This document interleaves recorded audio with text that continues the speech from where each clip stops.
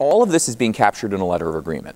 I used to actually, my original outline was all about a letter of agreement, and I've backed away from doing that. I want to talk about specific numbers, but it's all put in a letter of agreement. I know people who still do things on a handshake.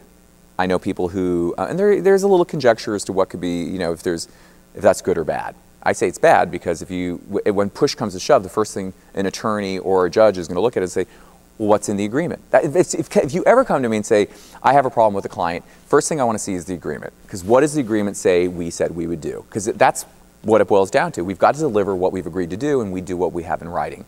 And then, so you're putting in writing. Also does you no good to have an agreement and not enforce it. Same thing too. It's like, well, we said we'd do X, Y, and Z. You don't do it. You ignore it. You don't charge it. You don't follow up on it. You're out of contract. You didn't follow your contract in the first place. It's just as bad as not having a contract. So you need to follow it. There should be no shame in that.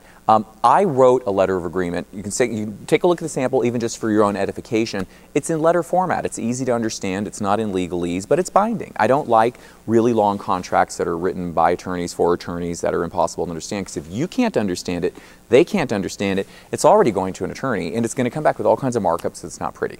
Now, you're welcome to run your practice any way you want, and I'm not going to be disparaging about any other agreements, but I think understandability is a valuable thing. Because if people can successfully do a project on a handshake without an agreement, they certainly don't need the other end of the spectrum where we don't understand what we're agreeing to.